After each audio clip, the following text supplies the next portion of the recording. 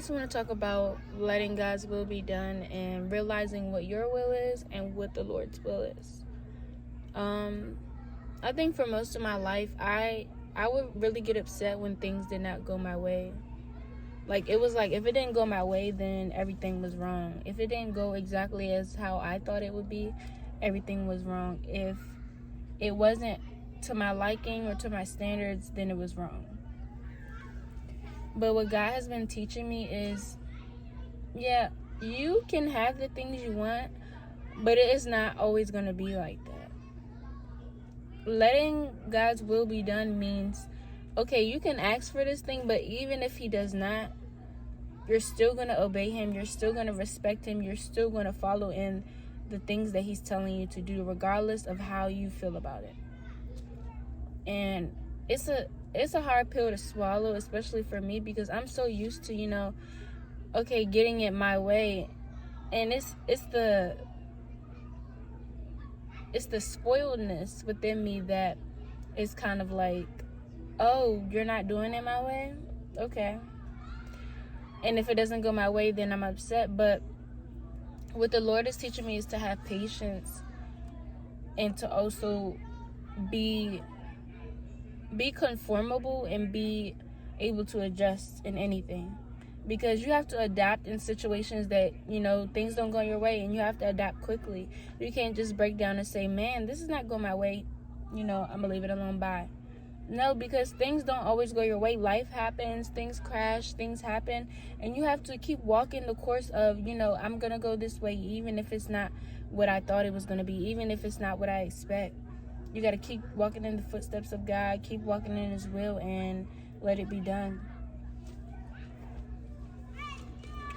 In Job chapter 9, Job does a lot of confession and realizing he is not a matchmate of God. He is not up there with God at all. In Job chapter 9, it says, I know it is so of a truth, but how should man be just with God? If he will contend with him, he cannot answer him 1 of 1,000. God is wise in heart and mighty in strength. Who hath hardened himself against him and hath prospered? Who has really prospered in their way to continue going outside of the will of God and go far? You think you're going far, but the ultimate end is destruction, because you're walking outside of the footsteps of God. So anything can happen on the course, but don't think God is he's allowing it, but he's not, telling us don't go this way. He's telling us to don't go this way, but we have the choice ultimately to do what we want at the end of the day. And then I also want to do verse 32, 9:32. For he is not a man.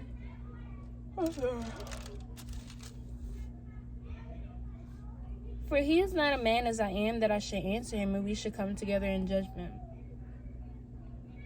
God does not have to answer you. God does not have to answer you. He doesn't have to do anything you say. He is God alone. He doesn't need anybody's help. He doesn't need anybody's demands.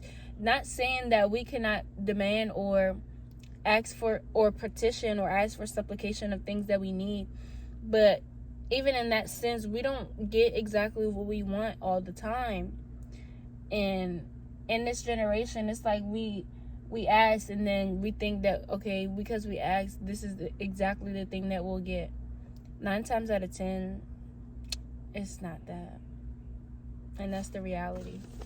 But in this season, that's kind of where I am, realizing, God, even if it doesn't go the way I thought or planned it out, you're working it all together for my good.